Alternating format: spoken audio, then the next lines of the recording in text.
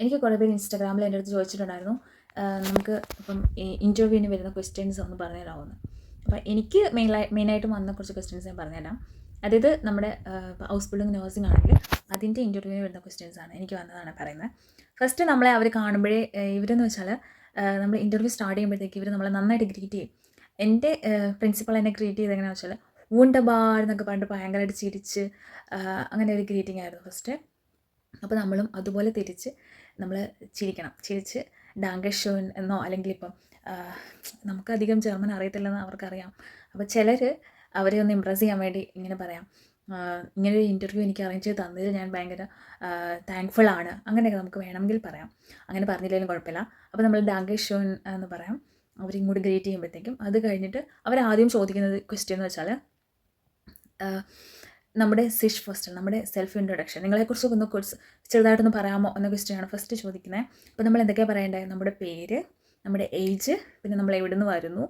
അപ്പോൾ മോസ്റ്റ്ലി എല്ലാവരും പറയുന്നത് കേരള എന്നായിരിക്കും പറയുന്നത്. ഇഷ്കോമെ ഹൗസ് കേരള എന്നായിരിക്കും, അല്ലെങ്കിൽ ഇഷ്കോമെ ഹൗസ് ഇന്ത്യൻ എന്നാണ് മോസ്റ്റ്ലി പറയുന്നത്. അപ്പോൾ കേരള എന്ന് പറഞ്ഞിട്ട് കാര്യമില്ല, അവർക്കും കേരള അറിയത്തില്ലായിരിക്കും ചിലപ്പോൾ.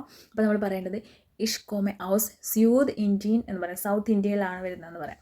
അത് കഴിഞ്ഞിട്ട് പേര്, ഏജ്, ഇഷ്കോമെ ഹൗസ് സ്യൂദ് ഇന്ത്യൻ.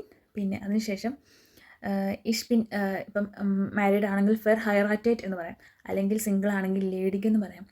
ഇപ്പോൾ ഈ 4 മെയിനായിട്ടുള്ള കാര്യങ്ങൾ പറഞ്ഞു കഴിഞ്ഞിട്ട് നമ്മൾ പറയേണ്ടത് ഏത് വർഷമാണ് നമ്മുടെ റിയാൽ ഷൂൾ അബ്ഷ്ലൂസ് കഴിഞ്ഞെന്ന് പറയണം. ഇപ്പം എക്സാമ്പിൾ ഇം യാറെ 2010 habe ich meine Realschul Abschluss abgeschlossen എന്ന് പറയാം. അത് കഴിഞ്ഞ് +2 കഴിഞ്ഞിട്ട് പിന്നെ പറയേണ്ടത് നമ്മൾ ഡിഗ്രി ചെയ്തിട്ടുണ്ടെങ്കിൽ അത് പറയണം. നമ്മുടെ ബയോഡേറ്റയിൽ എന്തൊക്കെയുണ്ടോ അതൊക്കെ നമ്മൾ പറയണം, കാരണം അവർ ഈ ബയോഡേറ്റ മുന്നിൽ വെച്ചിട്ടായിരിക്കും ചോദിക്കുന്നത്. പിന്നെ അത് കഴിഞ്ഞിട്ട് എക്സ്പീരിയൻസ് ഉണ്ടെങ്കിൽ പറയണം. പിന്നെ മെയിനായിട്ട് ഇവർക്ക് ഇഷ്ടം നമ്മളൊരു 2 ആഴ്ച നമ്മളൊരു പ്രാക്ടിക്കും, അത് ഓൾഡ് ഏജ് ഹോമിലോ ഹോസ്പിറ്റലിലോ എവിടെയെങ്കിലും ഒരു 2 ആഴ്ച പ്രാക്ടിക്കും ചെയ്തെങ്കിൽ അവർക്ക് ഭയങ്കര ഇഷ്ടമാണ്. കാരണം ഇവിടെ എല്ലാ കുട്ടികളും അങ്ങനെയാണ് ഹൗസ് ബിൽഡിങ്ങിന് കയറുന്നത്. കുട്ടികളെന്നല്ല, ഇവിടുത്തെ കുട്ടികളെന്നൊക്കെ പറഞ്ഞാൽ ഭയങ്കര പ്രായമുള്ളവരാണ്. എൻ്റെ ക്ലാസ്സിലാണ് അതിന് 58 വയസ്സൊക്കെ ഉള്ളവരൊക്കെ ഉണ്ട്. അപ്പോൾ അത് ഇവിടെ ഏത് ഏജിനും ഹൗസ് ബിൽഡിങ്ങിന് ഒരു വെൽക്കമിങ് ആണ്. അപ്പോൾ അങ്ങനെ ഏജൊന്നും ഇഷ്ടമല്ല. അപ്പം നമ്മൾ ഒരു 2 ആഴ്ചയെങ്കിലും ചുമ്മാ പറഞ്ഞിട്ട് കാര്യമില്ല കേട്ടോ. നിങ്ങൾ നമ്മുടെ നാട്ടിലാണെങ്കിലും എനിക്ക് തോന്നുന്നു ഫ്രീ ആയിട്ട് വർക്ക് ചെയ്ത് കൊടുക്കുക, പ്രാക്ടിക്കം ചെയ്യാൻ ആരാണെങ്കിലും സമ്മതിക്കില്ലേ. ഓൾഡ് ഏജ് ഹോമിൽ പോയിട്ട് ഒരു 2 ആഴ്ചയെങ്കിലും ഒരു പ്രാക്ടിക്കം ചെയ്തിട്ട് അത് ചെയ്തു എന്നതിൻ്റെ സർട്ടിഫിക്കറ്റും കൂടെ ഉണ്ടെങ്കിൽ വളരെ നല്ലതാണ്, പെട്ടെന്ന് അഡ്മിഷൻ കിട്ടും. അപ്പോൾ അത് പറയാം, ഞാൻ പ്രാക്ടിക്കം ചെയ്തിട്ടുണ്ടെന്ന് പറയാം. പിന്നെ എത്ര നാൾ B2 പഠിച്ചെന്ന് പറയണം. ഒരു 2 വർഷമൊക്കെ B2 പഠിച്ചെന്ന് പറഞ്ഞാൽ അത്രയും നല്ലതാണ്, അത്രയും സന്തോഷമാണ് അവർക്ക്. പിന്നെ നമ്മൾ പറയേണ്ടത് ഇഷാബെ ബേസ്വായ് പ്രഫൂം ബസ് സ്റ്റാൻഡൻ ആയെന്ന് പറയാം, ബേസ്വായ് കിട്ടിയിട്ടുണ്ടെന്ന് പറയാം, ഗോയിത്തയിലാണ് പഠിച്ചതെന്ന് പറയാം. പിന്നെ ഇത്രയും കാര്യങ്ങൾ നമുക്ക് മെയിനായിട്ട് പറയാം. പിന്നെ നമുക്ക് പറയേണ്ടത് വേണമെങ്കിൽ അതിൻ്റെ കൂടെ തന്നെ നമുക്ക് പറയാം, എനിക്ക് പ്രാക്ടിക്കം ചെയ്ത് കഴിഞ്ഞപ്പോൾ 2 ആഴ്ച പ്രാക്ടിക്കം ചെയ്ത് കഴിഞ്ഞപ്പോൾ എനിക്ക് ഭയങ്കര ഇൻട്രസ്റ്റിംഗ് ആയി ഫീൽഡിലോട്ട്. അങ്ങനെ ഞാൻ ജർമ്മനിയെ പറ്റി കേട്ടു, ജർമ്മൻ ലാംഗ്വേജിനെ പറ്റിയൊക്കെ ഇൻഫർമേഷൻ കിട്ടി. അപ്പോൾ ഞാൻ അവിടെ വന്ന് പഠിക്കാമെന്ന് വെച്ചു. ലാംഗ്വേജ് എനിക്ക് ഭയങ്കര ഇൻട്രസ്റ്റിംഗ് ആയിട്ട് തോന്നി, ഈ നഴ്സിംഗ് എനിക്ക് ഭയങ്കര ഇൻട്രസ്റ്റിംഗ് ആയിട്ട് തോന്നി. അങ്ങനെയൊക്കെയാണ് ഇൻ്റർവ്യൂവിൽ നമ്മൾ പ്രസൻറ്റ് ചെയ്യേണ്ടത്. നമുക്ക് ആ ഫീൽഡിനോടുള്ള നമ്മുടെ അതിയായ ഇഷ്ടം കാണിക്കണം, എങ്കിലേ അവർ നമ്മളെ എടുക്കാൻ ചാൻസ് ഉള്ളൂ. പിന്നെ വേണം ഇങ്ങനെ പറയാം, എൻ്റെ ഹൗസ് ബിൽഡിങ്ങിന് ശേഷം നിങ്ങളുടെ ഹോസ്പിറ്റലിൽ തന്നെ വർക്ക് ചെയ്യാനാണ് എനിക്ക് താല്പര്യം, നിങ്ങളുടെ ഹോസ്പിറ്റലിനെ പറ്റി ഞാൻ റിസർച്ച് ചെയ്തു, അതൊക്കെ പറയാം. അങ്ങനെയൊക്കെ വേണമെങ്കിൽ പറയാം. പിന്നെ എല്ലാം പറഞ്ഞ് നമുക്ക് ഫാമിലിയെ പറ്റി പറയാം, നമ്മുടെ ഫാമിലിയിൽ ആരൊക്കെയുണ്ട് അതൊക്കെ പറയാം. പിന്നെ അത് കഴിഞ്ഞിട്ട് നമ്മുടെ ഹോബി പറയാം, എൻ്റെ ഹോബി ഇന്നതൊക്കെയാണ്.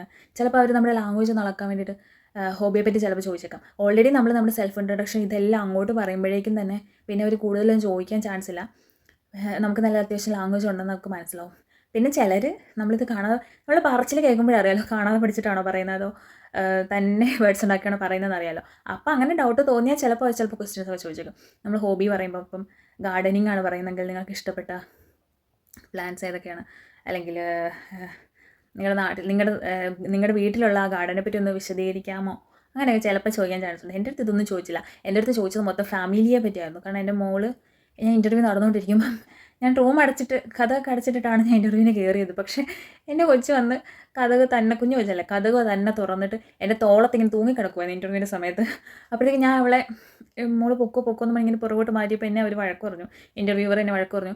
പ്രിൻസിപ്പാൾ പറഞ്ഞു, അയ്യോ കുഞ്ഞിനോട് പോകാൻ പറയരുത്, കുഞ്ഞിനെ അവിടെ നിർത്ത്. അവർ ഭയങ്കര സപ്പോർട്ടീവായിട്ട് കുഞ്ഞ് എൻ്റെ മടി ഇരുന്നുകൊണ്ടാണ് എൻ്റെ ഇൻ്റർവ്യൂ നടന്നത്.